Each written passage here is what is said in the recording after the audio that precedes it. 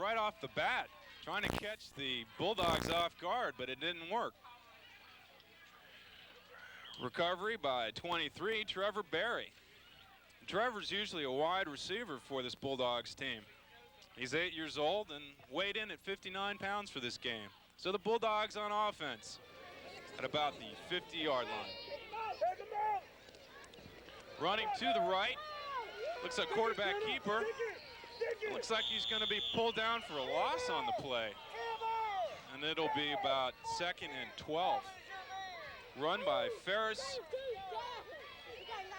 I'm sorry. Daryl Honesty on the carry. Daryl is one of the star players on this Vienna team. The players affectionately call him Wheels. 2nd and 12, quarterback keeper up the middle. Gain of about 5, so they picked up some of that yardage they lost on the first play, John. Yeah, they came right back, and I think what you're going to see is typically in ankle biters, they'll go to their best runners, to their best backs, and it looks like Daryl's the guy on the hook right now. 3rd and 8.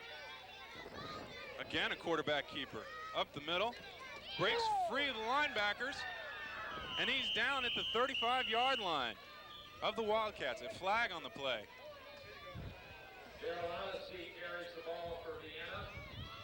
Could be a first down depending on what the officials rule on this flag. That was a late flag, and it came from on the defensive side of the ball, so I got to believe it's probably against Vienna. Probably an illegal block. How do you think the field conditions today will affect each team's offense? I know it rained a little bit last night, and it's a bit overcast now. It probably hasn't dried up too much. Well, I'll tell you, this field at Edison High School is in excellent condition. They came back in last year and resodded between the hash marks the entire field. And it held the water, and I think the kids will have good footing out there. I don't think it'll be a factor. 3rd and 6 after the penalty. Again, a quarterback keeper runs to the left. No gain on the play. Looks like it's going to be 4th down for the Bulldogs. Now that's four plays in a row that the quarterback has kept the ball. I'll tell you, Southwest is going to pick up that real quick, and they're going to have to run the ball to somebody else, or that young man's going to be a tired puppy at the end of the day. It doesn't look like they're going into kick formation. It looks like they'll be running for the first down here on 4th and about 3.5. Honesty under center, snaps the ball. What they do in this situation. They are kicking. What they do in this situation. Trevor Bear kicking. Down to the 28, and they're going to let it lie dead. That's one of the uniquenesses in the ankle biter football league is we allow the kicking team to do what we call a free punt. He can take the snap, walk back, and kick the ball without a rush. And we do it for two reasons. One is most kids can't snap the ball back that far, and the second thing is we don't want to get anybody hurt. So we give them the opportunity to free punt. Most of the teams, unless the ball comes right to them, will just let the ball bounce and recover it where it lands. Well, first possession of the day for the Wildcats. They've got a first down on their own 29. Handoff to the running back, running to the left. Gain of 4, 5. Putting on some nice moves and heading for the sideline. Still inbounds, and he makes it up to the 50-yard line. Quite a carry by Sean Washington. His teammates like to call him OJ. I suppose that's because of his running style. I'll tell you, he ran straight up and he moved very well. He was hit at least 3 or 4 times and did a real nice job of getting the ball up 20 yards. Sean is 9 years old, weighs about 51 pounds, so he's not one of the heavier or bigger players on the field, but he showed some good moves to the sideline. Well, a 9-year-old in this league has to be under 55 pounds, so he snuck right in under the limit. 1st and 10 at the 50. Quick handoff up the middle. Looks like a gain of about 3. It's going to be 2nd down and 7. Ferris Eways running on that play. Ferris is 8 years old and weighs about 67 pounds. Close to that 70-pound limit for players. I talked to Ferris before the game, and he wanted me to call him Ferris Elway. I thought it was because he was a big Denver fan, but he told me his favorite team is the Bears. So is he the dancing bear? Second Is that and his? 7. Oh, looks like an offside on the Bulldogs there. We'll wait for the referee to make the call. Indeed it was. Offsides. That was an easy 5 yards for that Wildcats, bringing up a 2nd and 2. I'll tell you, both teams are playing very well right now. It looks like they're organized. They're coming off the ball. You got a lot of emotion. They're running up to the line of scrimmage. Looks like it's going to be a good day for these kids. 2nd and 2. Randy Sykes Jr. under center. A handoff to the right, and he's caught in the backfield. That was O.J. Sean Washington, caught in the backfield for a loss. Looks like we have an injury on the field. Typically what happens, what he did is he tried to run off tackle. The defensive end was not blocked nor the tackle, and they came in and tackled him. And probably what happened is they fell on him and got a face mask in his back. Well, the loss on the play will give the Wildcats about a 3rd and 4, 3rd and 4.5. They need to cross the 40-yard line of the Bulldogs to get a 1st down. Brian, I think for our viewers, the way we structure the ankle biter league, it's 7, 8, and 9-year-olds. 7-year-olds can be unlimited in weight, so you could have a 150-pound 7-year-old if you could find one that way, as well as you can have an 8-year-old that has to be under 90 pounds. And then, as I said before, the 9-year-olds have to be 55 pounds or under. And the only other restriction that we really have in the ankle biter program is that to run the football, you have to be under 70 pounds. Well, the Wildcats have the wind at their back. Randy Sykes Jr. under center. And it looks like another defensive penalty against the Bulldogs. Encroachment. Is that going to give them the 1st down, John? Yeah, I think they got it. Sure enough, it did. Just a little information about these two teams. The Vienna Bulldogs are the Ankle Biters Division II champions, and the SYA Wildcats are the Ankle Biters Division I champions. The Wildcats rushing to the line of scrimmage. Randy Sykes under center. We've got a pro set, and it's a quarterback sneak up the middle. Looks like he's going to gain about 2. Quite a pile.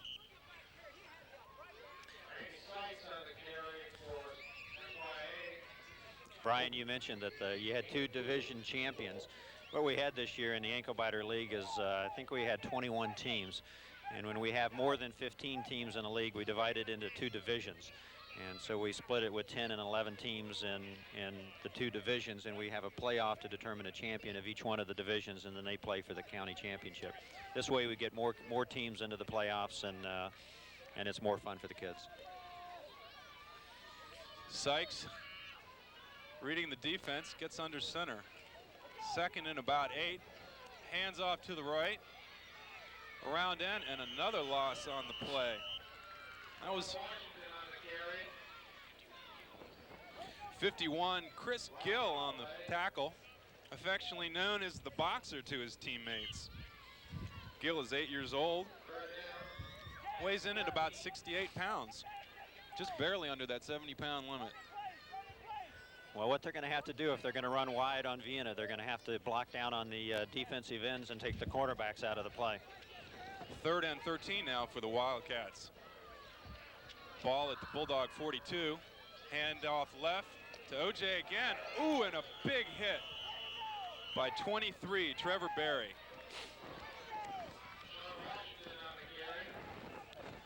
Trevor is one of several players on both of these teams that play both offense and defense. Is that common in the Ankle Biters division?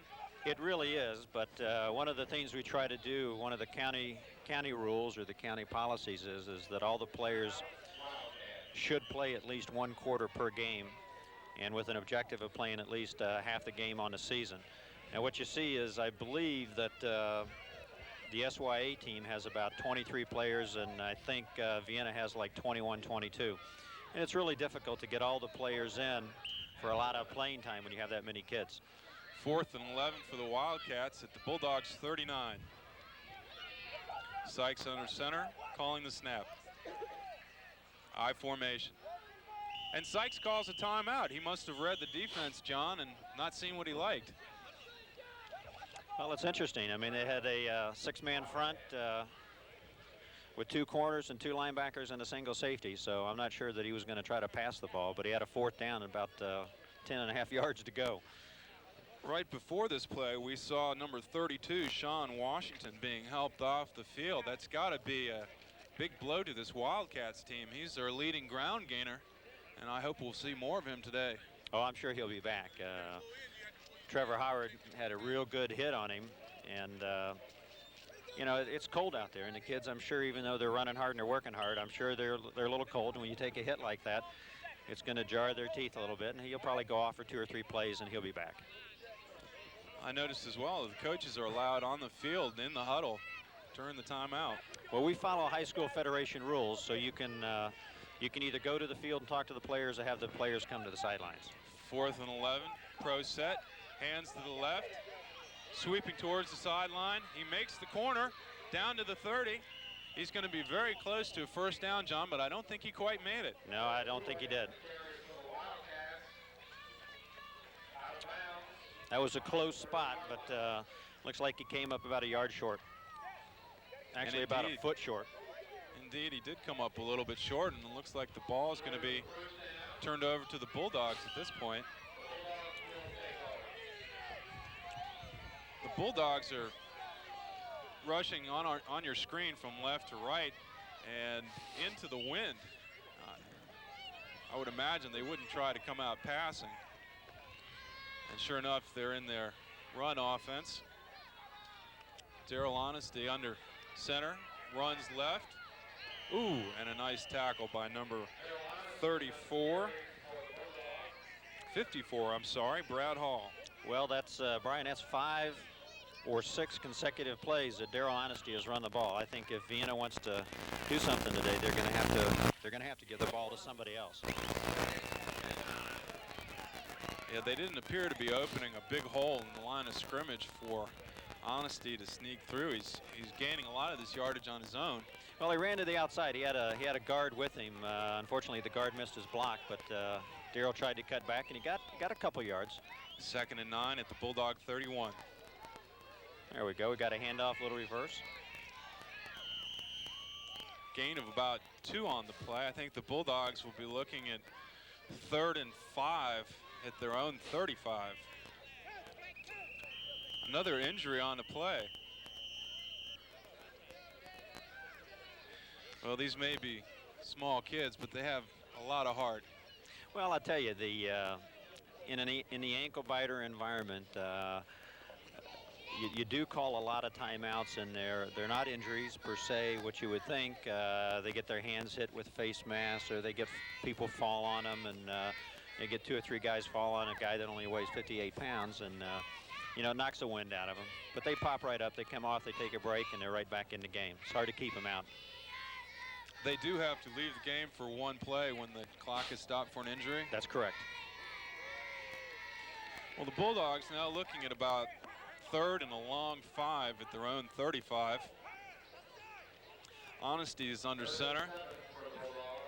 They've got a double wing to the right, single man in the backfield. Chances are they'll run this side. Heading right, and a fumble on the play. Honesty picks it up. Looked like he was looking to pass, and he drops the ball. The Wildcats have recovered. Wildcats have recovered at the Bulldogs 22. Recovery by Randy Sykes Jr. I tell you, Brian, 14, the coach's son. I tell you, Brian, that's the first big break of the game, and we've been playing between the 20s, and that's the first break, and we'll have to see if the Wildcats can turn it over. The Wildcats actually are the big story of this championship. They entered the tournament as the 4th place team and now find themselves in the championship game and putting on a good showing here. 1st and 10 for the Wildcats at the Bulldogs 22. Handoff left, and looks like it's going to be a dead ball penalty. The flag's dropped immediately before the snap. It's probably an offensive penalty. I would imagine we had a lineman move. They probably take it back 5 yards as a procedure. Well, the clock stops on the penalty. There's a minute 12 left in the first quarter. Brian, I tell you, if you look around, we've been talking a lot about the boys on the field, but what we haven't talked about much is the cheerleaders on both sides. And both of these teams have cheerleaders with them today, and they're all dressed up. The Vienna in their red and black, and the Southwest, it looks like they've got their black and blue on. But the girls really deserve a big hand of appreciation for their efforts too. 1st and 15 for the Wildcats at the Bulldog. 26. Running left, it looks like it's going to be a loss on the play for Ferris Eways. Well, it never fails once you start expounding the virtues of one team, they start losing yardage in the wrong direction. Well, I'll tell you what happened is on that play is they tried to run an off tackle to the right, and nobody is blocking number 51, which is, I believe, is Chris Gill on Vienna. And they're not going to have success on that right side until they start blocking the defensive end in that corner over there. And he actually ran into number 51, bounced off, and came back to the left. Do you think the footing on this wet field may have a bit to play? No, I don't think that's a factor at all. I think the field, if we walked out there, it might be a little bit damp, but this is probably one of the best fields in the county, and I don't think that's bothering the kids a bit. What's bothering the Wildcats right now is number 51. Wildcats facing a 2nd and 20-some. Handoff to the right to number 32, Sean Washington.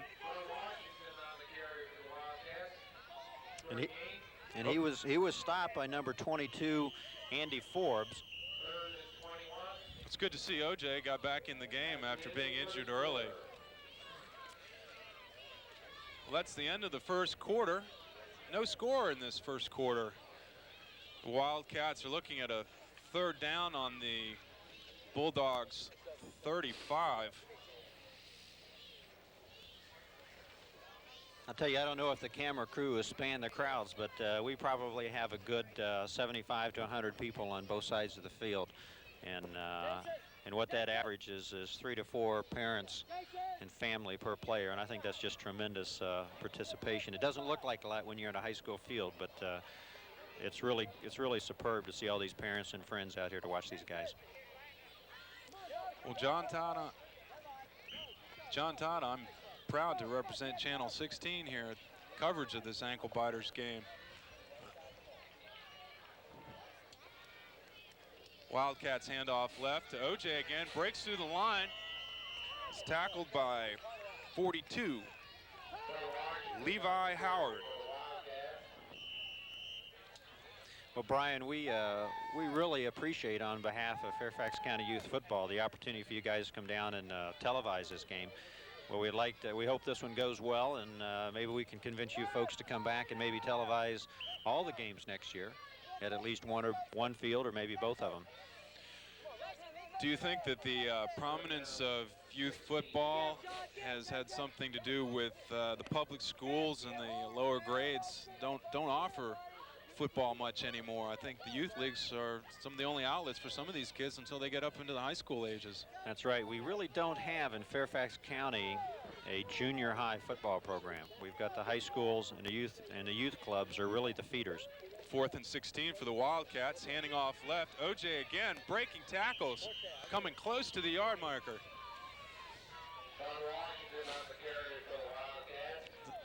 Doesn't look like he has quite enough yardage for the first down. And sure enough, he doesn't. Wildcats and Bulldogs switching offensive and defensive sides, although in this game, sometimes they're not changing at all. They have players that go both ways. Yeah, but they're going to move these kids around. It's a little cool out there. They're going to make sure everybody gets a lot of playing time and they're warm. 1st and 10 for the Bulldogs at their own 25. Again, honesty with the keeper up the middle. Another flag on the play. You might see 11 men or 12 men on the field that time. I think you're right, John. It's too many men on the field, and the officials are calling time for the penalty. Want to make sure they get the yard markers straight. I tell you, in that last series that the Wildcats had the ball, if you notice the last the last 3 plays that they ran, they went to the left side. They went outside and off tackle. I think the Wildcat coaches may have figured out that they're having a hard time running against their right side, number 51 and 22. So we'll have to see on their next series of plays, you know, which way they go with the ball. Bulldogs, first down at their own 18. First and 18. Carries left, going for the corner, makes the corner, and down the sidelines. There goes Honesty, and pushed out of bounds just before midfield.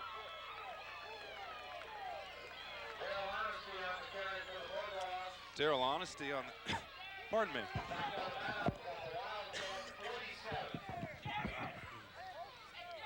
Ball at the 47, tackle made by Sean Washington. Sean, obviously one of the quicker players on the field. We're calling his name a lot today. A first down for the Bulldogs across midfield at the Wildcats. Ooh, and a bad snap. Quarterback keeper up the middle. I certainly expected a flag on that play, didn't you? No, not really. When you drop the ball, you can pick it up and advance it. The only thing is you can't let your knees touch the ground, either a single knee or a double knee. I'll tell you that last run by Honesty, and he picked up 30 yards or so. Number 64, which is Rashawn Tyner, is really the success of that run. Rashawn pulled as a guard, got out in front of Honesty and made a very good block and had Honesty cut to the outside. That's what really made that play. Looks like second and 1 now for the Bulldogs. Again, a quarterback keeper up the middle. And they're just pushing that pile back. Is that the offensive line of the Bulldogs, just moving the Wildcats off the line of scrimmage? I'll tell you, I think what's happening there is they put number 51, which is their cornerback on that strong side. Number 51 is one of the taller and larger kids that they have, and I think they're just having a tough time bringing him down. Looks like Daryl Honesty might have twisted his ankle a little bit when he had that good long run. He's on the sidelines running up and down. You'll see him back in another play or two. Bulldogs, first down and 10. The motion is to the right, and it's another quarterback keeper. Looks like he picked up about 3 on the play. Chris Gill on the carry. And David Quarles on the tackle. It's interesting that Quarles made the tackle. He's known as the boss hog of this Wildcats team. Again, a quarterback keeper. And not much of a gain on the play. Might have got back to the line of scrimmage. I'll tell you what you're seeing is I think this is a good example. Typically you don't see it a lot in ankle biters that they've got a backup quarterback that they can put in the game. And what they did, so they could just keep the momentum, they took number 51 for the Vienna Bulldogs, which was Chris Gill again, and they just had him take the ball and run left, run right, let him find his own holes. They took very, very few minutes off the clock. He got 4 or 5 plays that he ran, got a first down, and now Daryl's back in the game. So that's good for these kids to have somebody that can step in and carry the team while the quarterback is loosening up on the sideline. And talking with the Bulldogs coach before the game, he said that they had scored 133 points in the 7 games to date and had only given up 31. That's a pretty good ratio for any football team. I think what you see in the ankle biters is you see a couple powerhouses that will go undefeated or maybe lose 1 or 2 games, and these kids they score a lot of points. They're typically big breakers to the outside when they score points. And this game is very unusual because we've really played this game between the 20-yard lines. 3rd and 7 for the Bulldogs on the Wildcat 28. Official timeout. Official timeout so we can tie one of the players' shoes. I see. His mother forgot to do that for him this morning before he came out. Now, if luck has it, he's tying his shoelace just broke, and they'll have to bring him off. These 2 teams represent several schools throughout the area. As I mentioned before, the elementary schools and junior high schools, many of them don't have football programs of their own. I'll get back to that after this play. It's 3rd and 8 for the Bulldogs. It's an end around to Honesty, running to the left and breaking tackles. He's in the open field, and it's a race for the goal line, and Honesty scores. No flags on the play.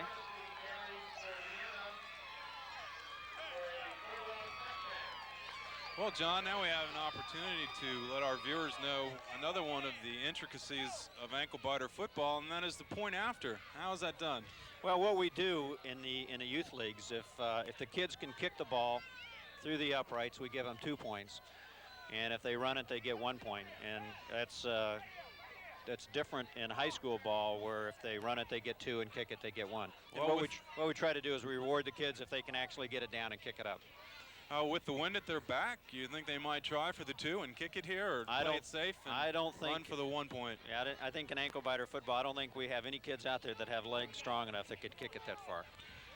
Sure enough, they're lining up with the running left is Honesty, looking for the goal line, just gets inside the flag and gets his team another point.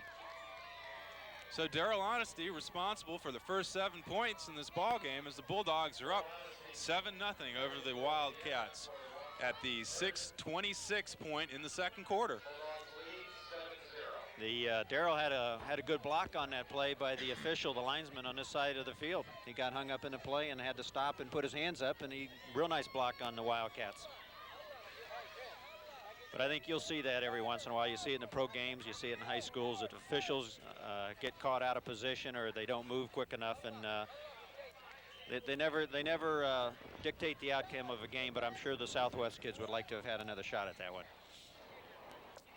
Well, the Vienna Bulldogs head coach Rick Stride said that Daryl Honesty has had 4 or 5 runs of 50 yards or more this season, so breaking the long one is nothing new for Daryl. Well, if you remember, we were just talking about how these teams score and the number of points they score. Normally, it's long runs to the outside, and that's exactly what Daryl did. They did a little end around, a little bit of a reverse, caught the Wildcats turned inside, and he was able to kick it outside, and he's got the speed, and nobody was able to catch him. Well, back deep for the Wildcats is number 32, Sean Washington, ready to receive the kickoff from the Bulldogs. Well, Jason Witten is the kicker for the Bulldogs, affectionately known as Dozer. He's one of several multi-sport athletes on both of these teams.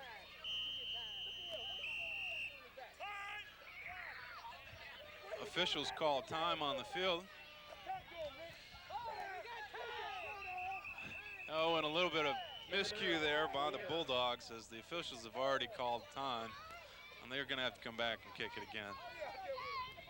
I think what happened on that time is as Vienna scored the touchdown and tried to get set for the kickoff, they had a few kids that were out of position, weren't supposed to be on the field, or were on the field and or on the sidelines and weren't out there.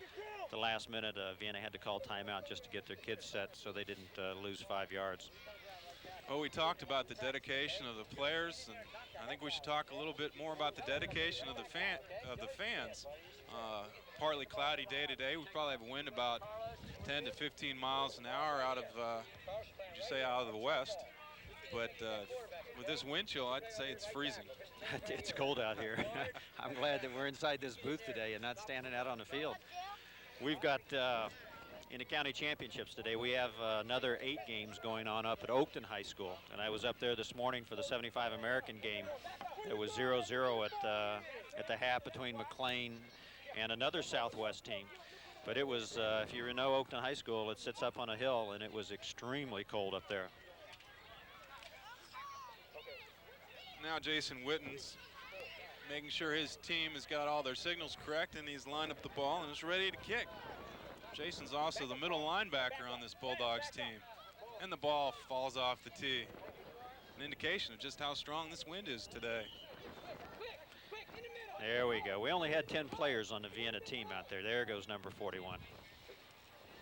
Forgot that he was supposed to be out there.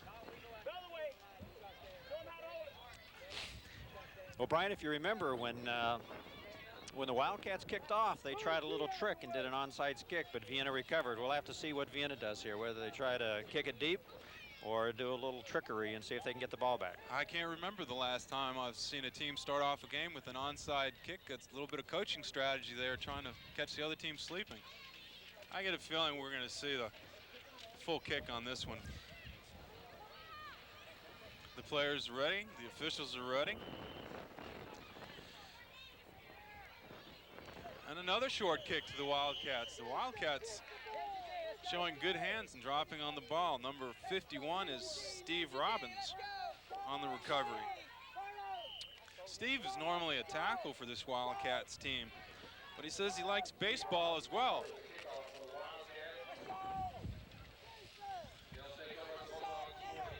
Well, we've got 6 minutes left in the half, and let's see what the Wildcats can do. They had their success in the last series, running to the left side of the line. 1st and 10 at the Bulldogs 49. I think Vienna may have too many kids on the field. We'll have to take a look. The snap, handoff to the left. OJ breaking tackles. Gain of about 6 on the play. Looks like the Wildcats will be looking at about 2nd and 4. Wildcats with a quick huddle. Handoff right to OJ. He trips and falls. And is down on the play.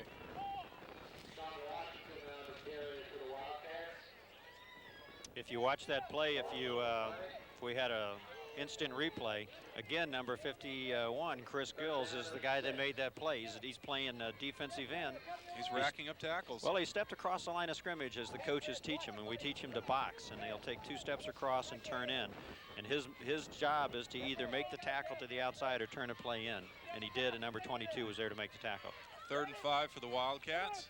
Sykes under center, I formation, runs right, and another flag on the field. It seems to be an unusual amount of penalties today for ankle biters football. Well, I'll tell you, Brian, having coached ankle biters for 9 years, my comment is we haven't seen the normal amount of flags on the field. Oh, is that the case? As I was saying earlier, these players represent several schools throughout the area. The Bulldogs have players from Wolf Trap Elementary School, Cunningham Park Elementary School, Marshall Road Elementary School, and OLGC, a Catholic school in the area. And I'll get to the Wildcat schools in just a moment as the Wildcats line up for their 3rd down play. It's about 3rd and a long 2. Spin move, running left. Ferris Eway on the play, breaks a tackle and heads to the sideline. Doesn't look like he picked up any yardage on that play. He might have lost 1. I think you're right, Brian. I think he probably lost about 2 or 3 yards. And that'll bring up 4th down. You were talking about penalties. Normally at the ankle biter level, you do see a lot of procedure, motion, kids jumping off sides, etc. But these are the 2 best teams that we have in the county out of 21.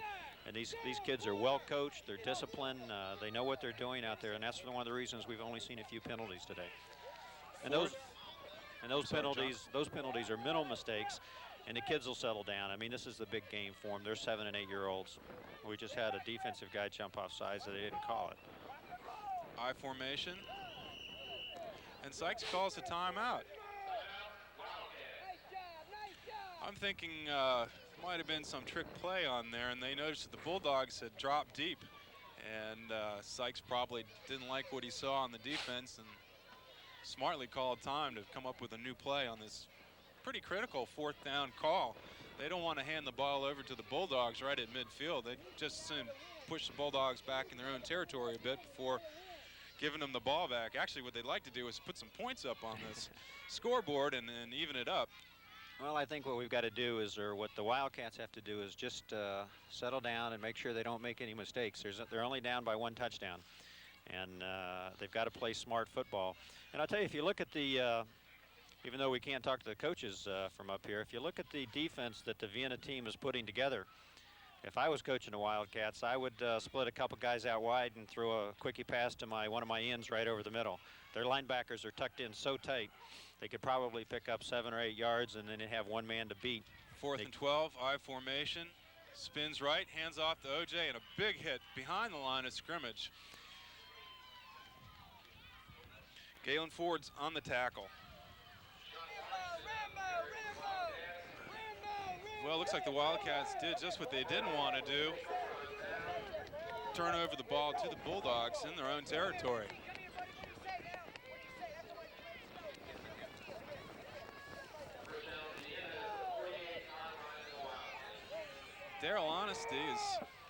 looks a little confused. He doesn't know which side he's supposed to be on.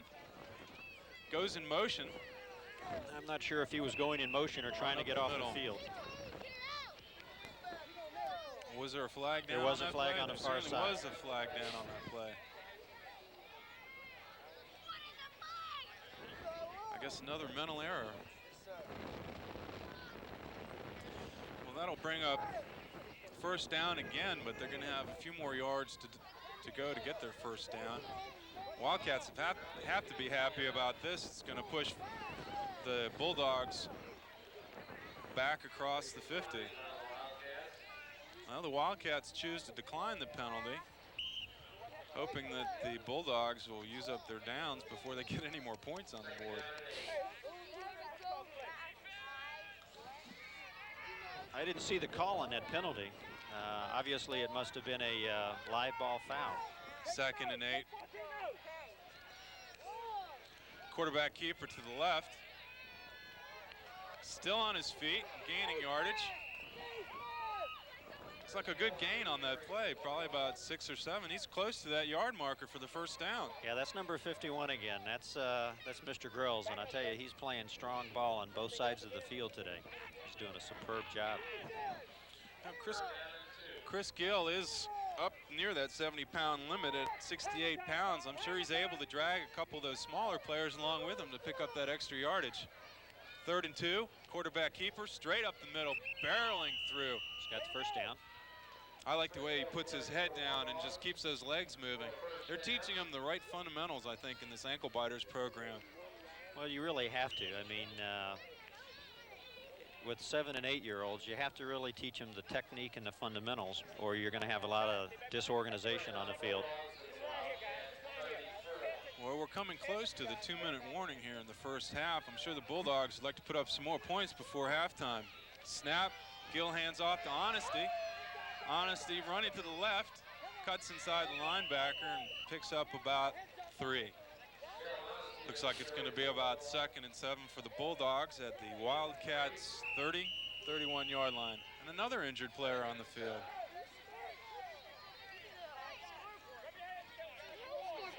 The Wildcats have players representing several elementary schools in the Fairfax County area.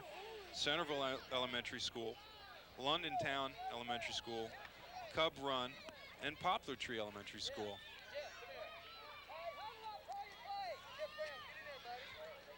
That's the play that the Bulldogs just ran is the same play that they scored on, as an end around to number 1 Honesty. The reason it didn't work that time is you can fool them once, but sometimes the second time is real hard. They ran a single guy out, number 22, to block, and the Wildcats ended up with 3 players that held their position and shut him down for about 2-yard gain. 2:24 left in the half. Pardon me, 2:22 left in the half. Bulldogs have the ball at the Wildcats 32. It's going to be about 2nd and 7. And now Honesty gets under center. And Gill splits wide. The snap, hands off to Gill, give it to the big guy, and he turns the corner. Running down the sidelines, and there's OJ to make the hit at about the 5-yard line of the Wildcats. Now that was the same play all over again. They did an end around. They just switched their players around. And what happened is one of the Wildcat players who stayed home just missed his tackle. That's all that happened. Well, they picked up the first down, and it's going to be 1st and goal for the Vienna Bulldogs. Chris Gill was the runner on that play. In the previous play, he had been the quarterback, and they just switched positions and ran the same play that they had before. He looks to be one of the bigger players on the field. Honesty now under center. Makes the snap count, and it's a quarterback keeper straight up the middle. I'd say the way the Bulldogs are able to move the Wildcats off the line of scrimmage, they may stay with that play and just let the quarterback keep it right up the middle. They've had success going wide, but I feel this close to the goal line, they'll probably stay right up the middle. I would imagine. They've got Honesty underneath the ball, and he's just going to keep it and go outside. Well, I was wrong. Honesty breaks to the left, heads for the corner. Didn't pick up much, but I do see a flag on the play. Based upon who called the flag, it's either going to be a face mask or an illegal block.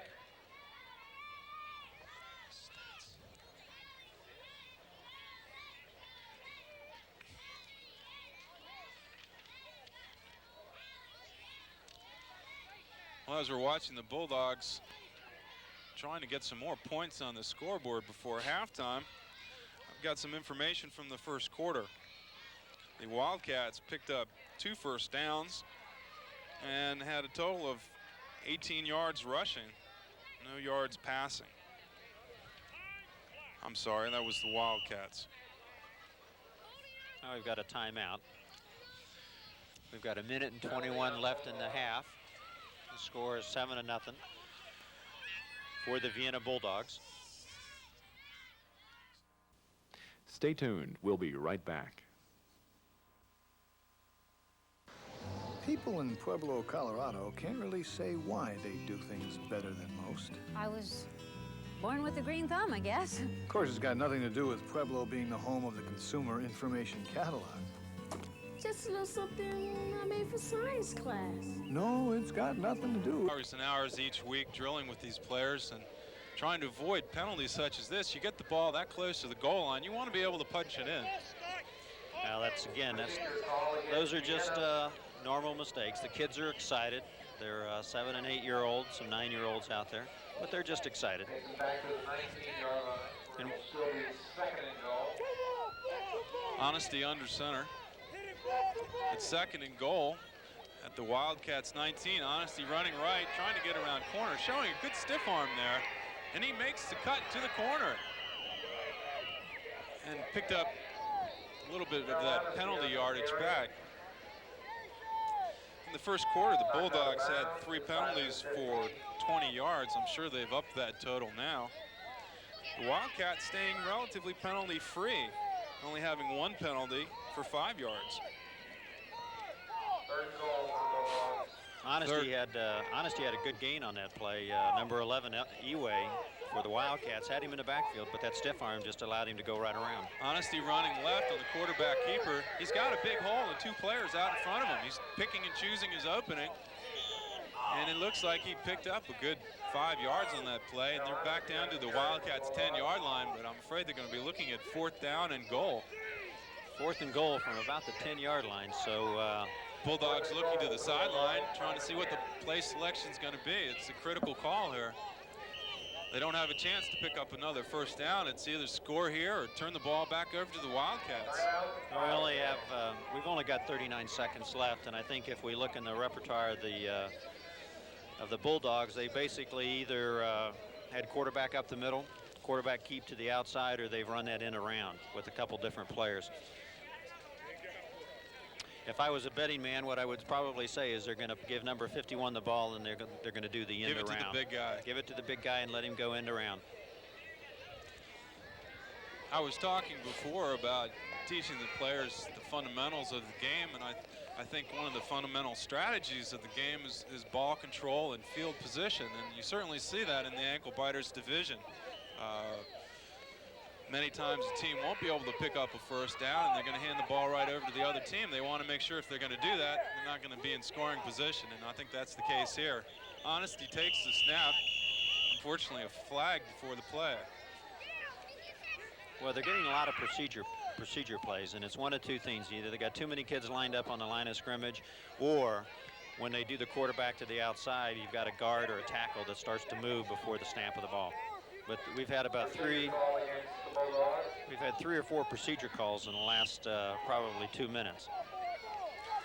Barry Goldman, the Wildcats head coach, said his team is scoring about 14 or 20 points a game. Honesty with the snap and running left. It's the same play we just saw. He makes the corner down to the 5-yard line and pushing. It looks like he made it to the 2, but again, another flag on the play. Think that's going to be a defensive penalty? It looked to me, and I think we're going to have to wait for a second, but it looked to me that could have been a face mask.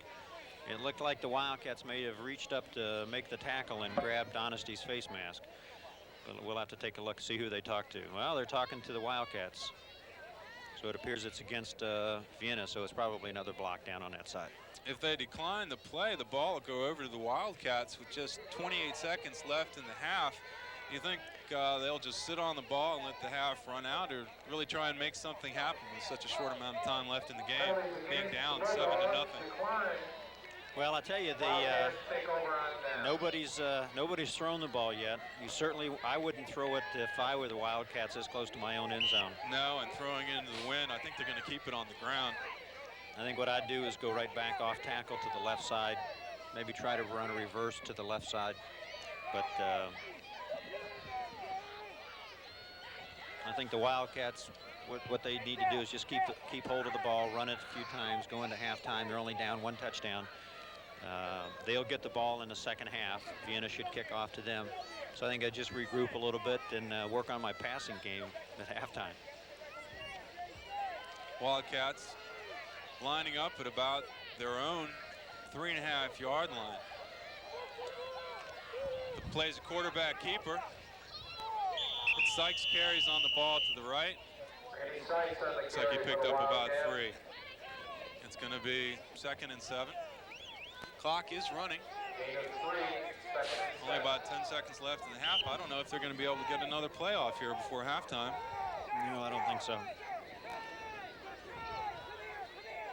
4 seconds, 1 second. They're trying to get another playoff. And there's the gun. It is halftime. So our halftime score, the home team, Vienna Bulldogs, ahead 7-0 over the SYA Wildcats. At the end of the first half, with the score, Vienna Bulldogs 7, SYA Wildcats 0. Just on that left side, leaves them to keep pounding it. Well, I think I'm not sure that they've seen the weaknesses yet. I think what coaches have a tendency to do is they get caught up in the game, and unless they've got somebody spotting for them, they don't pick up their weaknesses until, unfortunately, the game is over. Now, if I was on the Vienna side coaching this team, I would go right back to the plays that got me down the field. I would run number 1 and number 51 outside. They consistently get a few yards up the middle, but you're gonna beat your quarterback to death if you run him up the middle all the time. For those of you just joining us here on Channel 16, this is the second half of the Ankle Biters Championship. And the kickoff down to the 35. OJ picks it up, runs right, looking for a hole, makes a nice juke, but is hit at about the 42-yard line of the Wildcats. So the Wildcats ready to bring their high-powered offense out for the second half and try and put some points on the board to even this game up. Brian, if you noticed who made the tackle again, number 51, Chris Gill. That young man is all over the field. He's 8 years old. He weighs 68 pounds. And he's got the nickname the Boxer. I'm not sure why he has that nickname. Maybe we'll have to look into it and see. Do you think it has to do with that box of defensive scheme that you were describing earlier? Could be. He does a superb job out there. If you take a look at him right now on defense, he's got the right technique. To the left, OJ cuts off tackle, picks up a good 5 on the play. Wildcats will be looking at 2nd 5 at their own 47. Second and 5 for the Wildcats. Brian, we just got the names of the cheerleaders for the Southwest Wildcats, and let me read them off very quickly if we can get it in. Katie Booth, Noel Hicks, Erica Sisk, April Lyons, Lauren Quick, Katie Corin, Rachel Macy, Tracy Drake, Stacy Hall, Lindsay Carson, and Elizabeth Howater. So Second down and 5 for the Wildcats. So we thank the Wildcat cheerleaders for their contributions and efforts today. Hand off to Anderson. He's hit in the backfield. Nice defensive play by number 64. Rashawn Tinner, 8 years old, plays running back on offense.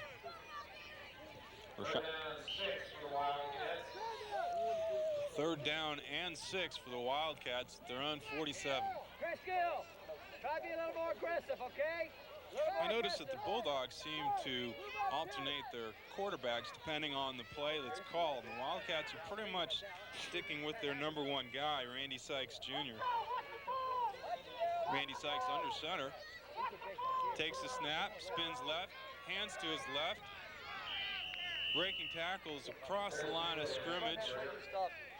Picks up about 3 yards. This is going to be a critical situation for the Wildcats. They've got to make a tough decision. They got the ball right at midfield. They have been fairly successful in stopping the Bulldogs. Now they're going to have to make a decision. Do they kick or go for it? My advice would be to go for it. Their defense has played pretty well. And they would be kicking into the wind, so I'd say your first impression is correct. They're going to run the ball here. Well, the typical in a punt formation with an ankle biter, they'll kick the ball about 3 yards behind the center. And if the ball can go 10 to 15 yards, that's a tremendous kick unless they get a good roll. And they're not really going to push him too far back. If I just go ahead and run the ball and try to punch it across. Now's the time to do a little trick play. Big 4th down play. 4th and 3 at midfield for the Wildcats. Ooh. Oh, and it's stuffed in the backfield. Looks like a flag on the play. Was that a dead ball foul? Well, it looked like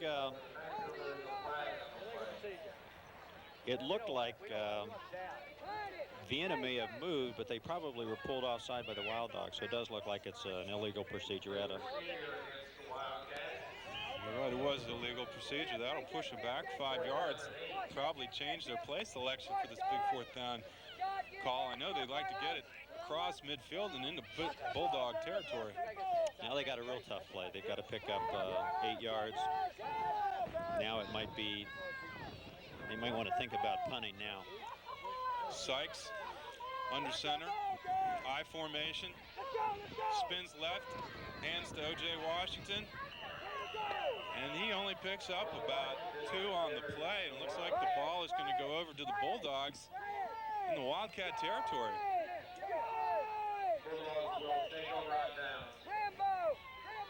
So the Bulldogs taking over in downs at the Wildcat 46-yard line.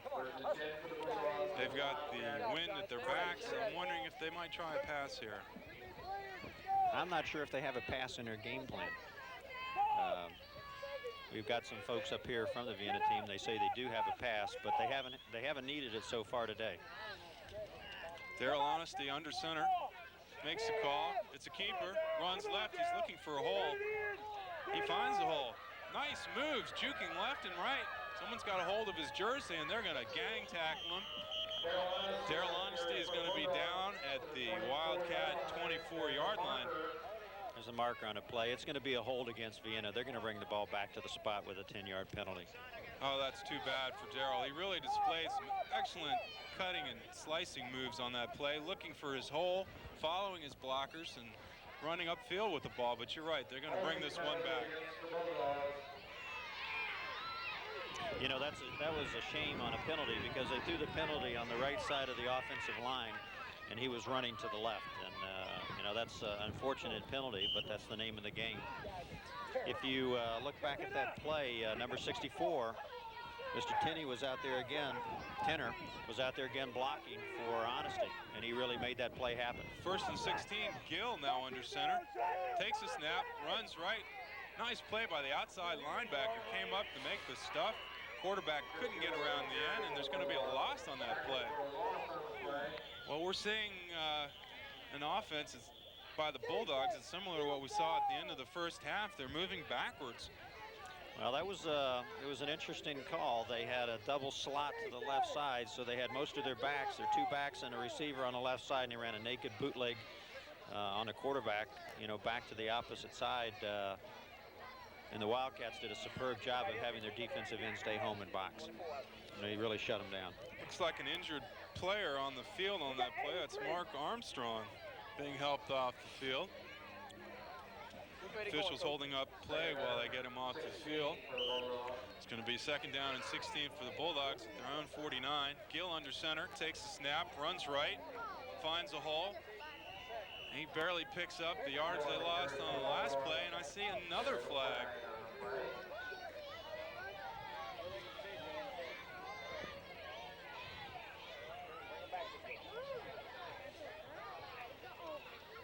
Well, let's see, who are we talking to? It looks like we're talking to the Wildcats. So the call is again going to go against the Bulldogs. Well, that was, you can look where the flag was. It looks like it was in the backfield. Looks looks like the Wildcats are going to decline this call and try and eat up the downs on the Bulldogs. Bulldogs have a long way to go for first down here. Good 15 yards.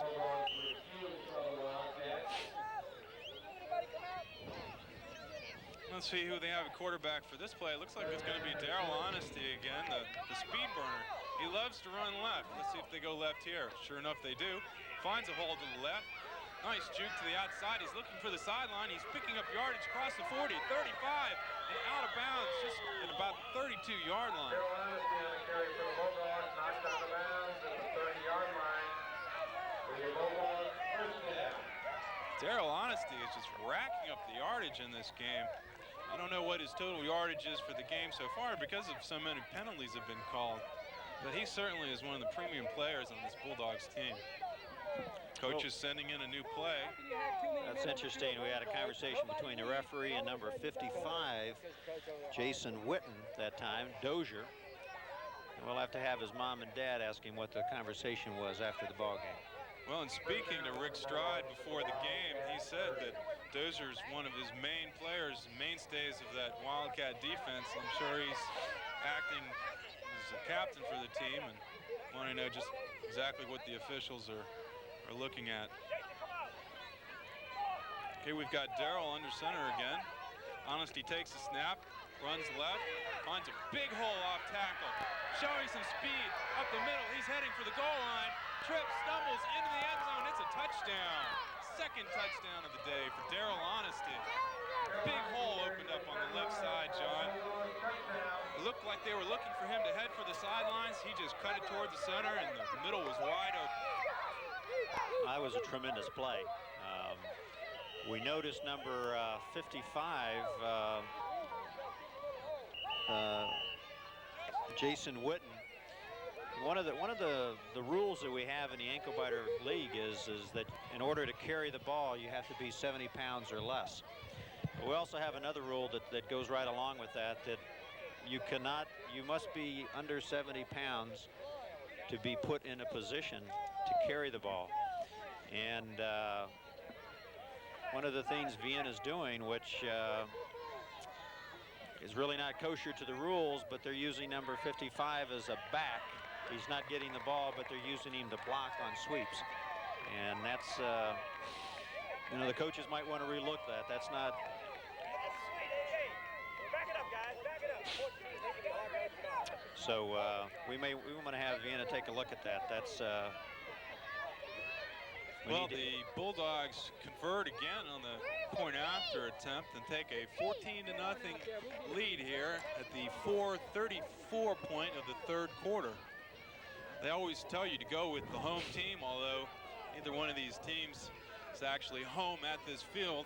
The Bulldogs have been designated the home team, and they're up 14-0 in this championship game with the Ankle Biters Youth Football League of Fairfax County. Well, Brian, you're absolutely right. That was a crucial defensive series for the Wildcats. Unfortunately,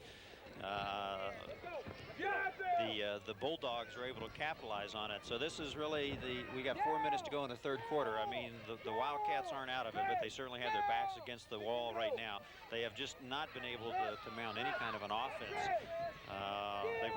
They've run the ball well off to the left side of their line, but they just haven't been able to punch it for some big plays. It was interesting to watch the Bulldogs move backwards on each consecutive penalty call, and then boom, boom, boom, make up all that yardage and score another 7 points to go up by 2 touchdowns. The kickoff, a squibber down to the 40, picked up by the quarterback, running to the outside. He knows when to go down. It looks like the Wildcats are going to have the ball 1st and 10 at about their own 39.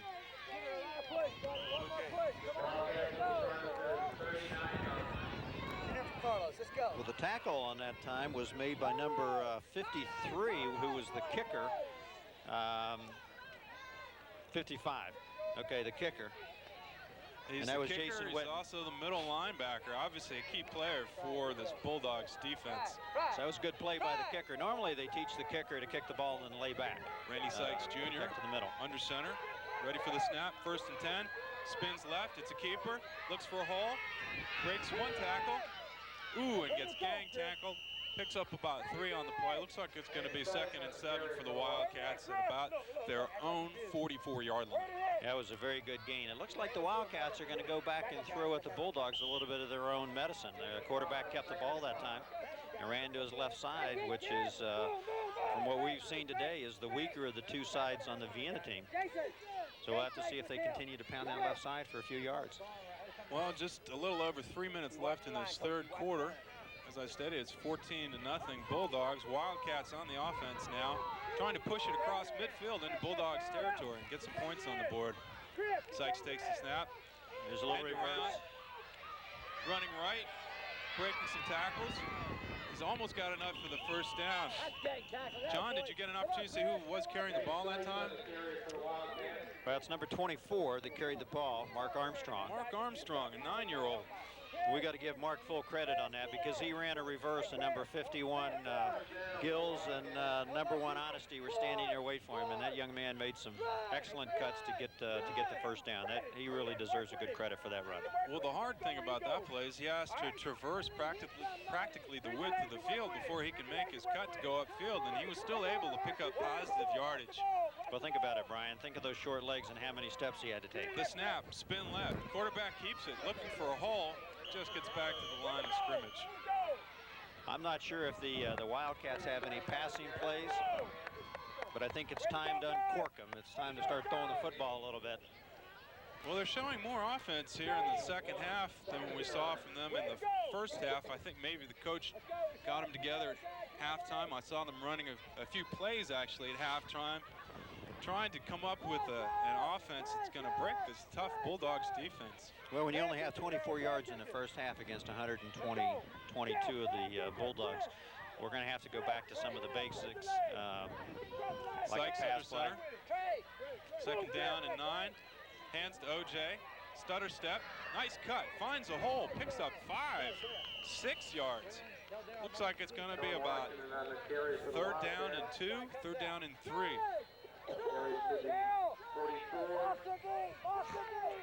Ball now at the Bulldogs' 44-yard line. Wildcats on the move here. Well, I'll tell you, other than the turnover that they had in the first half, this may be their deepest penetration into the Bulldog side of the field that we've seen in the game. Let's see if they can keep the momentum going. They got 2 more downs to punch it across for 3 yards and a first down. The Wildcats really seem to like the I formation. I think it gives OJ a little time to pick up speed before he gets to the line of scrimmage. And the hand is to OJ. He makes a cut. He's got the first down. Still on his feet, going to the sidelines, and he picked up the first down. It looks like he's made it down to the Bulldogs' 35-yard line. We may see some momentum changing here. I certainly think we have. Definitely have to give some credit to Quarles and Stock on the offensive line. Opened up a big hole for OJ on the left side. So the Vienna crowd's awful quiet on this side of the field. We've got the momentum shifting a bit here. First down, Wildcats at the Bulldogs' 35. Sykes under center. Spins left. Hands to OJ. And he's hit about the line of scrimmage. Maybe a gain of half a yard. I'm not sure if the Wildcats have picked it up, but if you look at the defensive alignment of the Bulldogs, they moved number 51 and number 22 to the opposite side of the field. Well, I'm sure at halftime, Coach Goldman got together with his assistants, Iggy Gianavola, Charlie Hall, Randy Sykes, and Danny Stock to try and come up with an offensive scheme to put some points on the board, and I'd say it's working at this point, John. Well, I'll tell you what they need to do now is come back to this side of the field. Our first pass play for the Wildcats. Sykes drops back, and it's going to be incomplete. Ball falling about at the 20-yard line. Ferris Eway on the pass. Get in there for Washington. That's the end of the third quarter.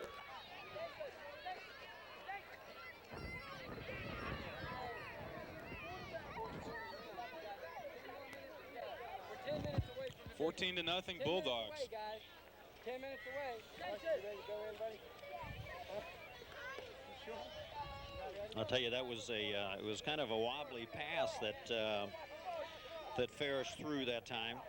But I tell you, he threw it about 20 yards in the air against a pretty stiff wind. So quite frankly, that was a real nice pass. Now he's got the wind with him, so we'll have to see what he can turn around. Well, Ferris told me before the game that he likes playing the quarterback position, but he usually only gets in there on a throwing play. And sure enough, that was the first time we saw him this game, and he did drop back to pass, and he was throwing to the usual quarterback, Randy Sykes Jr. A little trickery out here. But what I was saying a minute ago, Brian, the Wildcats came out and started pounding the ball to the left side, and what Vienna did is they moved number 51, Gills, back from his left defensive end. They moved him back over to the right to stop that. High formation, hands to the right, goes to Ferris. Ferris showing a nice move, cutting left, going towards the sidelines, and dragged down by the speedster, Daryl Honesty. It's going to be a first down for the Wildcats, deep in Bulldogs territory. Looks like the ball is going to be spotted at about the 19-yard line. I think you called that play correctly. That was a drag down. I think what Ferris did was grab the hold of his shirt, or Honesty has grabbed a hold of his shirt, and it just rode him until he stopped. I don't think he was big enough to tackle him or bring him down. Again, Sykes under center. They've got the pro set. Spins right. Hands to OJ. A little mix-up in the backfield. Nice spin move by OJ, breaking it to the outside, to the right, heading for the corner flag. Honesty's on his back, and it's the first points of the day for the Wildcats. And no flag, so we got a touchdown. It'll stand up. Brian, we could have us a ball game here. So at the 9:15 point of the fourth quarter, the Wildcats get on the board with 6 points. Do you think they might go for 2 points here? No, they'll go for one. They don't have anybody, I think, that can kick the ball. That was a beautiful play. OJ hitting the line of scrimmage. Really no hole there. Puts a nice spin move on. Spins to the right, to the outside, and just heads for that corner flag in the end zone. And it was a foot race, really, between him and Daryl Honesty. We've certainly been calling Daryl's number a lot today, but usually on the offensive side of the football. Well, I tell you, it was kind of a broken play in the backfield. The quarterback and the running back ran into each other. And what that probably allowed to happen was the defensive line surged in and create a gap. And what ended up happening is OJ kicked to the outside, and Honesty, it was the two quickest kids on the team. It was just a leg race to the end zone, and that particular time the Wildcats beat them. Well, that's one of the nice things about championship football. You get the two best teams playing each other, and I think on that particular play, we saw a couple of the best players one-on-one against each other in a foot race. Just happened to go to the Wildcats on that one. That's interesting. Unless, since these two teams played in different divisions, unless they scrimmaged during the year, they probably didn't see each other. I just got a nod from our spotters that, in fact, they did scrimmage during the season. Very important point after conversion here for the Wildcats. Sykes takes the ball and is caught from behind. I don't believe he crossed the goal line on that one. Conversion attempt is not good. Score now, Bulldogs 14, Wildcats 6. John, I think if the Wildcats are able to get another touchdown after holding the Bulldogs, we might see them try for that kick. They need that 2 points now if they have any chance of evening up this score. That was a critical play that time, and that's really what's going to happen is the Wildcats, to win this game, have to score twice now. Just a little background on how the Wildcats got here. I mentioned before they were the fourth place team in the tournament rung. The Wildcats beat the SYA Bombers and went on to beat the BYRC Rams. Two teams both ranked ahead of them in the tournament standings to come out on top of their particular division. The Bulldogs beat Fort Hunt and went on to beat the BYRC Bruins. Wildcats now ready for the kick. We're at the 9:15 mark of the fourth quarter. It's a 14-6 Bulldogs lead. A trick onside play. Bulldogs handle the ball well. Number 55 picks up the ball. That's Jason Witt, staying on his feet, heading to the sidelines. And I believe he was pushed out of bounds at about the 26-yard line. Jason Witten returns the kickoff for the Bulldogs to the Wildcats 26. Well, I'd say, John, that's probably not the outcome the Wildcats would have liked out of that particular play. Not only did they not get the onside kick, but they allowed Jason Witten to pick up the ball and pick up some major yardage on that kickoff play. Now they're going to have their defense stiffen up. Well, it's just like on defense. You win by the blitz or you die by the blitz. And what they've tried now, and both times that they've kicked the ball off, they've tried onside kick. And that time they kicked it off. Dozier got the ball and took it down the field, and that was a little bit of a mistake on the Wildcats. They should have kicked it deep and tried to stop them. 1st and 10 Bulldogs at the Wildcat 26. Looks like a keeper. Off right tackle. Darrell's dragging a player. He picked up about 3 on the play, and I see another flag on the play. I think it might be a face mask on the Wildcats. Let's wait for the officials to make their call. Let's see who we talk to. It looks like we're talking to Vienna. Normally on a face mask, they don't even talk. They just grab the ball and march it down. And they're marking off the yardage here. At this end of the field, yeah. We've only got typically 5- and 10-yard penalties. The only 15-yard penalty is an unsportsmanship-like conduct. What would a player have to do to get an unsportsmanlike call? A flagrant foul, spearing, using his head as a ram.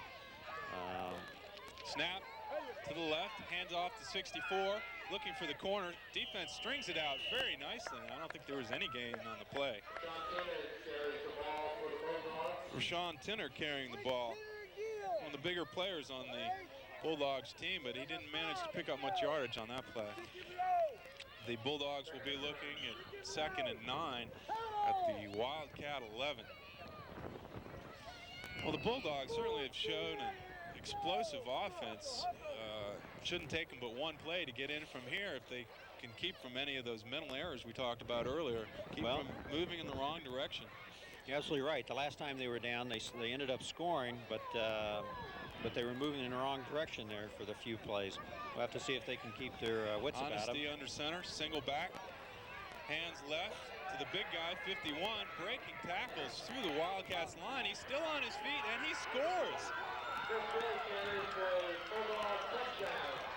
Well, that certainly must be demoralizing to the Wildcats, having just scored their first points of the ball game. Their defense is unable to hold the Bulldogs, and they gave the 6 points right back.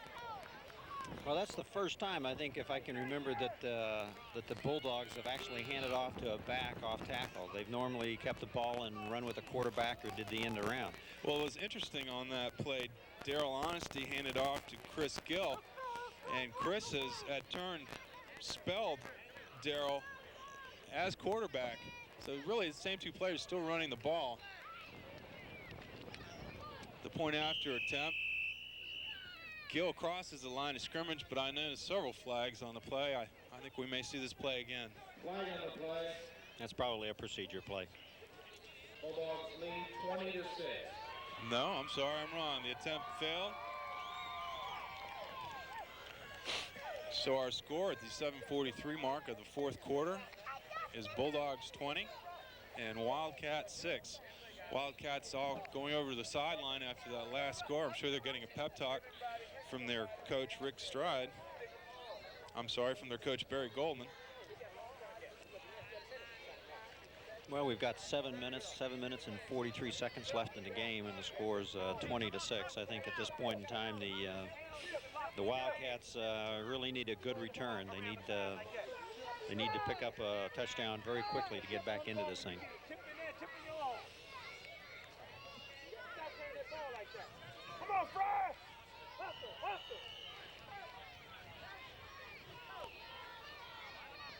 I'll tell you one of the good things about the ankle biters. You can see that these kids are still jumping around. They're excited.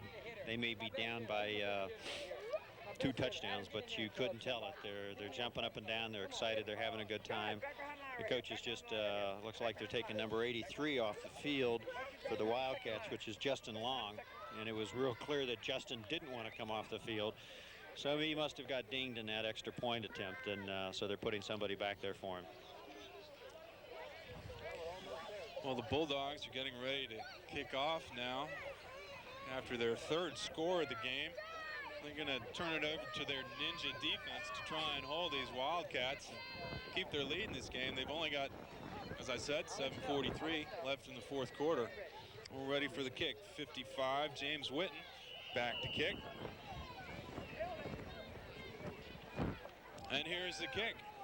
It goes about 15, and the Wildcats just drop on the ball at their own 42, where they'll have 1st and 10. Well, now with the Wildcats with the wind at their back, this is the time of the game where we'd expect to see a couple more of those pass plays. We saw them try one in the third quarter. It was incomplete. Well, if I remember correctly, it's the quarterback becomes the receiver and the runner becomes the quarterback in that particular situation. So we'll have to watch that. Kind of like an option play. So it looks like we have that. We now have number 11, Elway, as he likes like he wants to. Big blitz by the Bulldogs. Catches him in the backfield behind the line of scrimmage. What happened on that time is the receiver, number 14, ran. I think that's Sykes, ran down the field from the right side, but he didn't get any. Quarterback didn't get any blocking as he tried to roll out. You called it. He was right. You called it right, John. They put Ferris in as the quarterback and put their regular quarterback, Randy Sykes Jr., downfield, trying to get it to him. Obviously, he's got some of the better hands on the Wildcats team. That's where they want to put the football. Unfortunately, on that play, they lost yardage. Okay, now we got the regular quarterback up underneath this time. 2nd and 14. Sykes under center, takes a snap, spins left, hands off to OJ. Nice move in the backfield. Only picks up about 2 on the play, and I'm afraid the Wildcats are going to be looking at 3rd and about 11.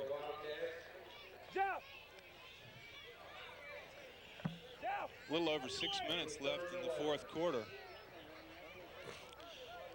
I'm noticing, John, in this ball game that a lot of the play is between the hash marks, and therefore the clock keeps running. We don't have very many incomplete passes, and it's not too often a player goes out of bounds. I'm sure the players would like to have a little bit more time to settle this score on the field. If we left it up to the players, you and I might be here till tonight. Sykes spins to his right, hands off to OJ, but he's stuffed in the backfield. It looks like the Wildcats are going to be facing about a 4th and 14. John, I think they're going to have to go for the first down here, being down 20-6 with a little over 5 minutes left in the game. They've got to generate some offense and put some points on the board. Yeah, I think we need to get into the heads of the Wildcat coaches and find out what their game plan is for the last 5 minutes. But clearly, if they're going to get back into it, they're going to have to put the ball up. Well, I'm sure the coaches are so into this game, they just want to get out there in the field and do it themselves. But unfortunately, this is for the kids today. Unfortunately for them. Who do we have up under Sykes center? under center. Pro set. Spins to his left. Hands off to Ferris. Ferris makes a nice cut to the outside. He's heading to his left sideline. Downfield, picking up big yardage. He's pushed out of bounds at the Bulldogs 35.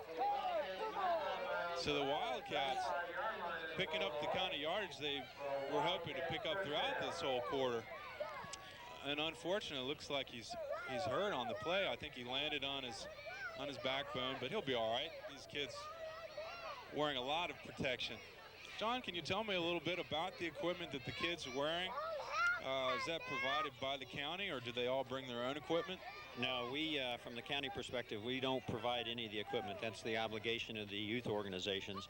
And one of the things that these 18 clubs have done is they go out through the local wholesalers in the county, and they buy the absolute best equipment they can. All the helmets are NOCSI approved, which are standards for the high schools and colleges on safety equipment. They buy the best shoulder pads, hip pads, etc. So these kids are protected as well as a high school or a college player.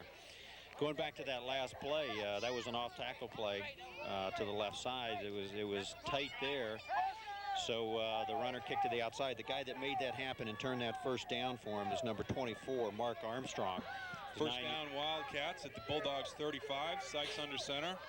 Takes the snap, spins right, hands to OJ, looking for a hole to the right. Finds a little daylight. Looks like he picked up about 5 on that play. It's going to be second down at about the Bulldogs 31. I'll tell you, OJ's gonna have some tired little feet tonight because he's been running the ball all day.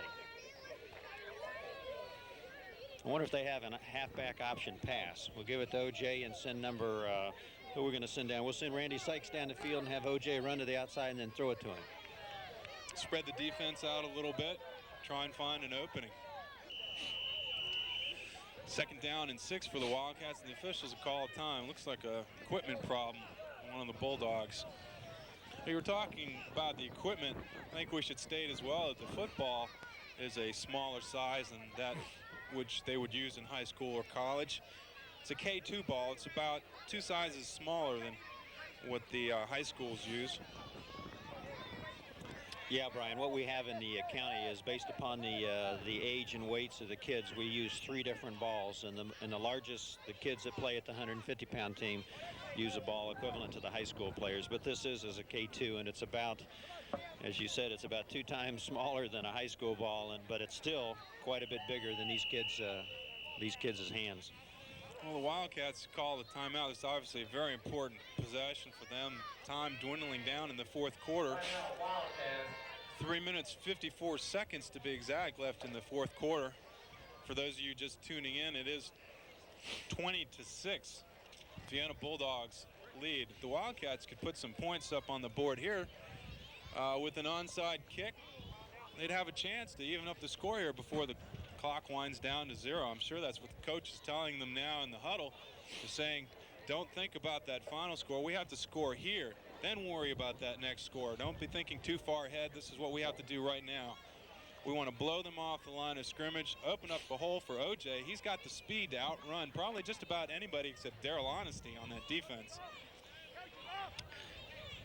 Then again, the coach might be in the huddle trying to wipe away some of the tears. That's true, too. Well, the flags the officials have been dropping on the field, they could use those.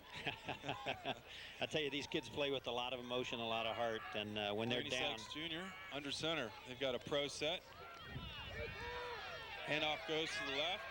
Sweeping wide left towards the sideline, and a nice tackle by 23, Trevor Berry. Keeping the Wildcats from a big gainer on that play. Carrying the ball was Justin Long, number 83 for the SYA Wildcats. He did pick up some yardage on that play. It looks like they'll be looking at about 3rd and 1, 3rd and 2. We'll call it 3rd and a long one. And really, they have 2 downs here to pick up that yardage because they're certainly not going to kick the ball on 4th down. They've got to put some points up on the board. Wildcats break huddle. It's 3rd and 2 at the Bulldog 26. Sykes under center. Split backfield, takes a snap, hands right. There we Big go. hole up the middle, and the Wildcats get their wish. They're going to put some more points up on the scoreboard. That's number 11, Ferris Eway, or Elway as he asked me to call him. The Dancing Bear. The Dancing Bear. He's 8 years old and weighed in at 67 pounds this year, and a young man really had a lot of speed right up the middle that time. I'll tell you, going back to some of their play selection, I think that may be the first play that they've run right off between the center and the guard today, and they caught the outside sleeping, and the middle linebackers moving to the outside. It was an excellent call. I think the defense was keying on OJ to get the ball, and they crossed him up and handed it off to Ferris. Now with the conversion, snap to Sykes, hands right. Oh, good. And looks like he didn't quite break the plane on that one, so they won't get any points. That'll make our score. Vienna Bulldogs 20, SYA Wildcats 12 with 2:57 left in the 4th quarter. Well, now's the time for an onside kicks that works this way for the Wildcats. They need to turn around. They've got to score twice. They're not going to be able to get the 2 point on the conversion by a kick, so they're going to have to score twice. We have some 3rd down stats that'll probably tell the story, the scoring story in this ballgame, put us where we're at a 20-12 score, which is 2:57 left. The Vienna Bulldogs picked up 3 first downs, and the Wildcats 4. Yardage for the Bulldogs, 48 yards in the 3rd quarter, giving them a total of 170. 33 yards for the Wildcats, giving them a total of 60. One pass attempt by the Wildcats and one completion. A lot of penalties. 11 penalties total for the Bulldogs in this game for 55 yards. 3 penalties on the Wildcats for 15.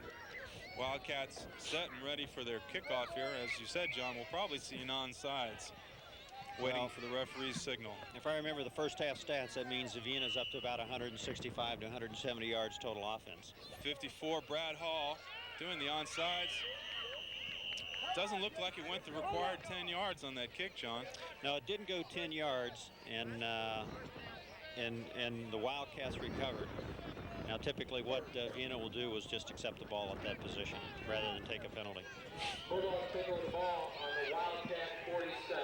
Getting back to our statistics, the total plays for the game are about equal, 27 apiece. 26 rushing plays for the Wildcats as they had that one pass. Wildcats on defense here probably will be looking to strip the ball, and the Bulldogs, I'm sure, will not let that happen. Honesty is the keeper running to the right, looking for the sideline. Tries to sidestep the official, and a nice tackle on that play by number 11, Ferris Eway. We just called his number on that last Wildcat score. An example of how a lot of these players play both ways. You were talking about how tired OJ is going to be.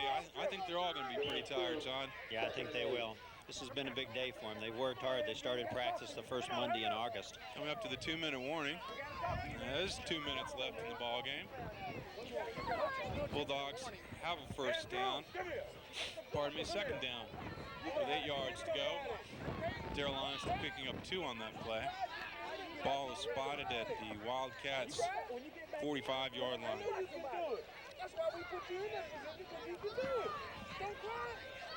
As I mentioned, these kids started practice the first Monday in August, so given where we are now, they've been out here for about 4 months.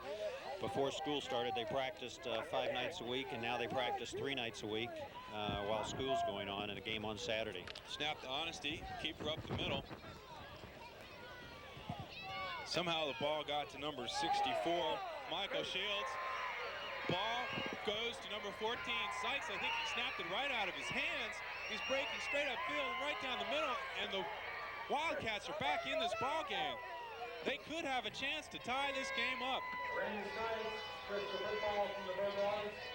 Randy Sykes Jr., a 9-year-old, stripped the ball. What happened that time is number 64, Tinner, was running the ball to the left side, and he was stopped, and Sykes just came right up and took it right out of his hand and ran down the field for about a 45-yard touchdown. That's very heads-up play by Sykes. Time called.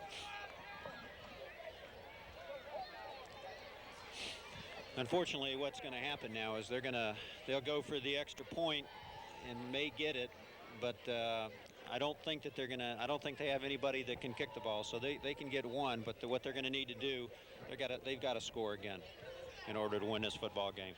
They can get close now, but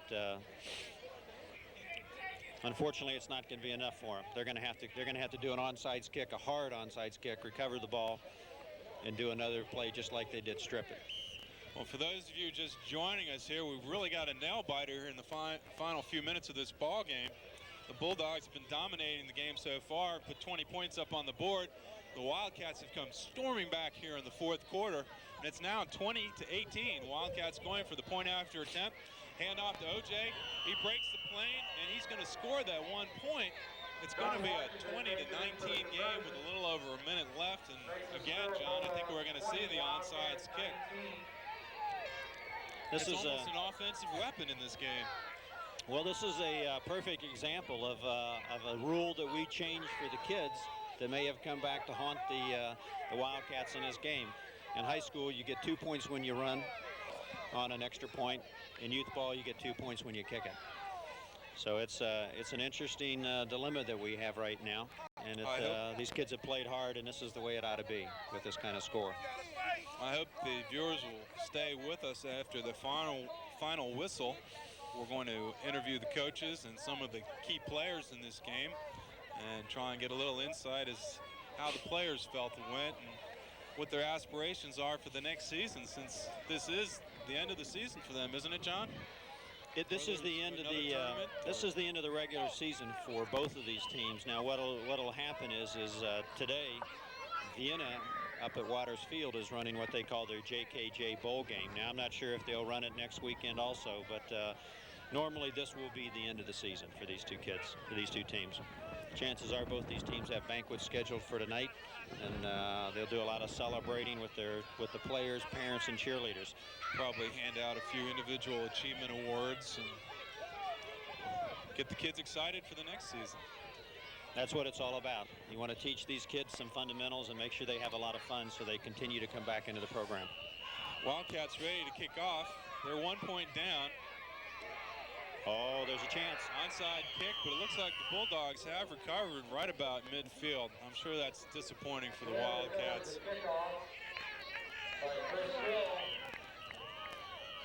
The clock is running. I'm not sure who has what timeouts left. Looks like the Wildcats just called one. We got a minute and 1 second, 61 seconds left in the game. Vienna's leading 20-19, and you're going to see a little strategy go right now.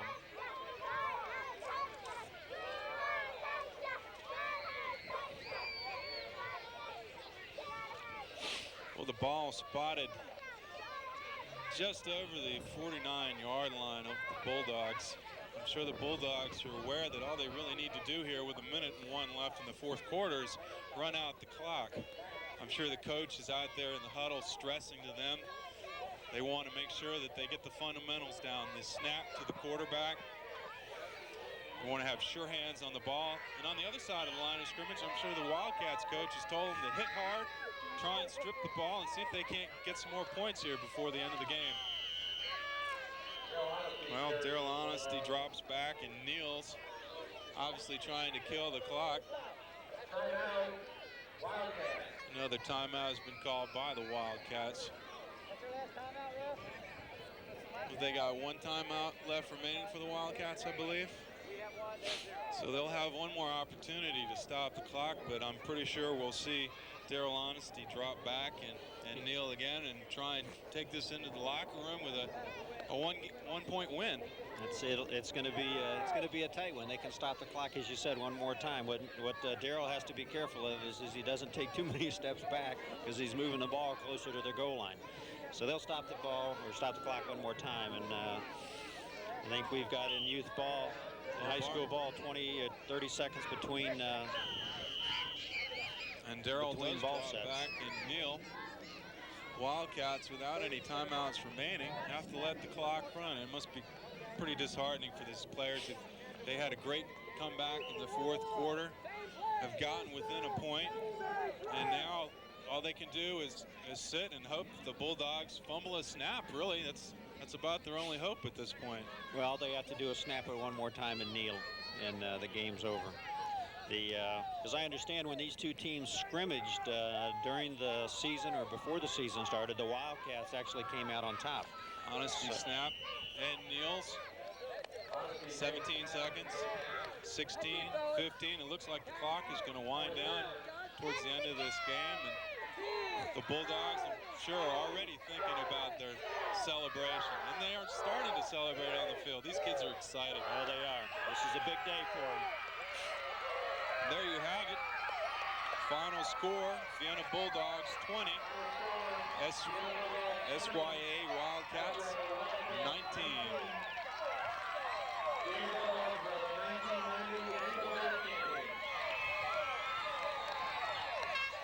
I think, Brian, you can hear all the parents on this side of the field and their celebration for their kids. And I think the thing that we have to remember is while Vienna came out on top of this game, those little boys on the other side of the field and the girls that supported them, they're just as much winners and champions also, because they both have contributed hard, and we get 1 point that separates an entire season of 4 months of work. I think that says a lot for both teams. I don't think either team has anything to be ashamed about. The Wildcats had a tremendous comeback, got within a point, but just weren't able to pull it out today. Well, I think if you go back and look at the stats, Vienna totally dominated the game today, but I think you see a lot of heart and enthusiasm on the Wildcats, and when they had to, they came through with some very key plays, and it really turned out to be an exciting game, an excellent game. It was one-sided based upon yardage and ball control, but as you said, number of plays that we ran on both sides was about equal. I'd say a nice show of sportsmanship here as both teams meet at center field to shake hands and exchange greetings.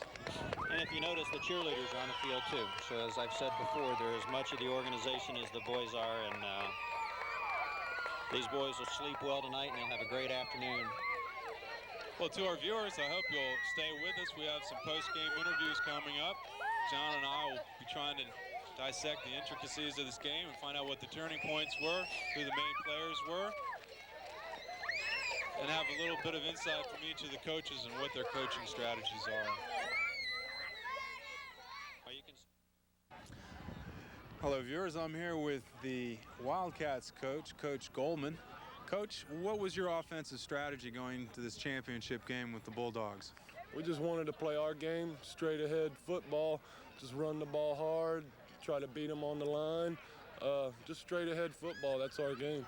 It seemed like the key players for your game obviously was number one, your quarterback. He was a speed burner to the sidelines. He didn't seem to be able to get much yardage straight up the middle. Do you usually play to the sidelines, or was that just a good defensive strategy by the Bulldogs? We generally try to mix it up. We run our fullback Ferris E-ways up through the middle, and we try to run our running back Sean Washington, who's really fast around the sides, and do some quarterback sneaks. It was just a battle on the line today, a battle in the trenches. They just beat us off the ball, and they were just a little more physical on the line. I must say, though, that your team came out storming in the second half and made up a lot of the point difference. What did you tell them at halftime that got them inspired? We told them that we had lost the first half of the game, but there was still another half left, and we had come from behind. Our first playoff game, we came from behind 6-0, and we won it 26-6. You know, the game wasn't over. We knew that we had an explosive offense, that we could score at any time. We just said, you know, hang in there, fellas. We can do this. If we want it bad enough, we'll go out and get it. And we just came up a little bit short, just a couple extra points. Just a little short. You're going to be looking for a kicker next year to pick up that 2 points you needed today? And ankle biters, it's hard because the snap really. We'll see what happens next year. Do you have some players returning next year that from this team that'll be with you again next year? Maybe the added year's experience will put you in a championship game again. Oh yeah, this year we were fortunate enough to have, I think we had 5 9-year-olds on our team, which is very rare. Most of the teams don't have 9-year-olds. We'll have a couple kids returning next year.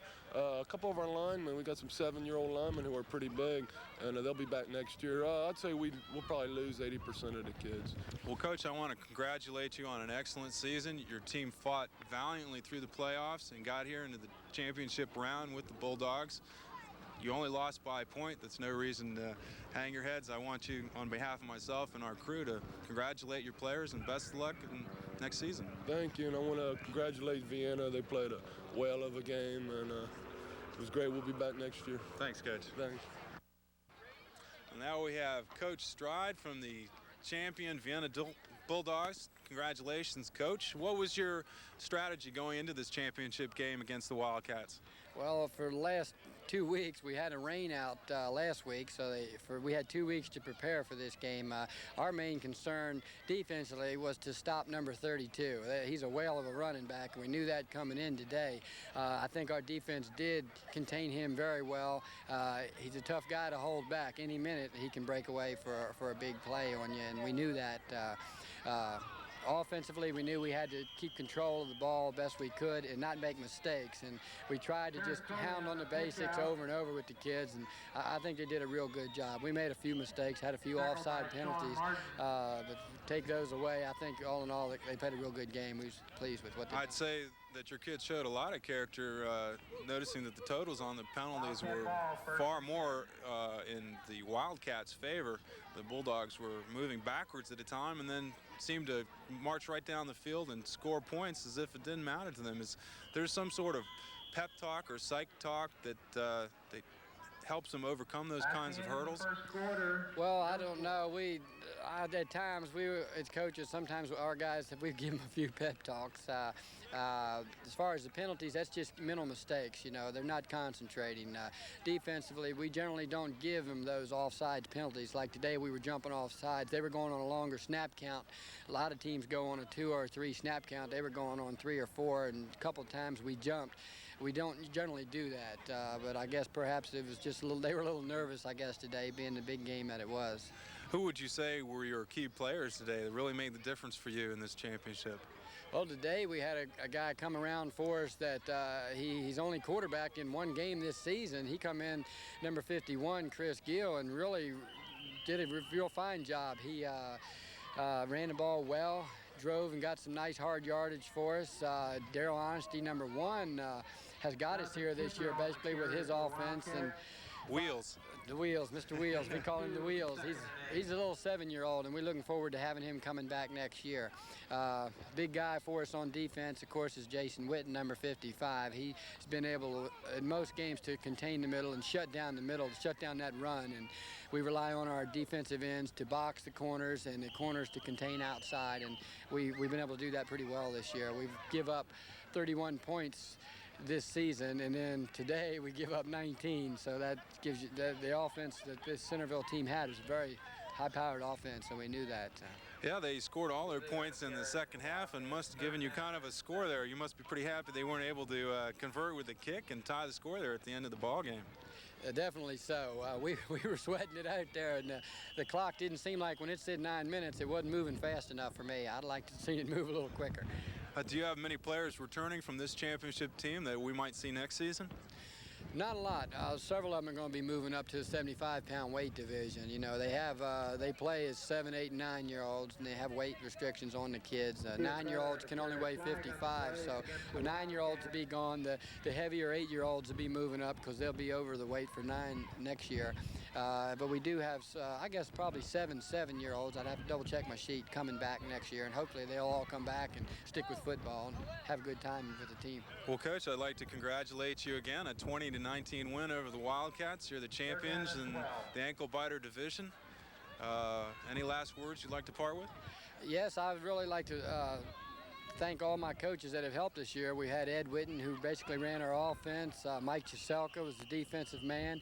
His assistant was Brian Fletcher. We had Kevin Berry and Wayne Walker assisted with the offense as well. We had Dexter Brown, who kept stats for us and kept us straight at practice.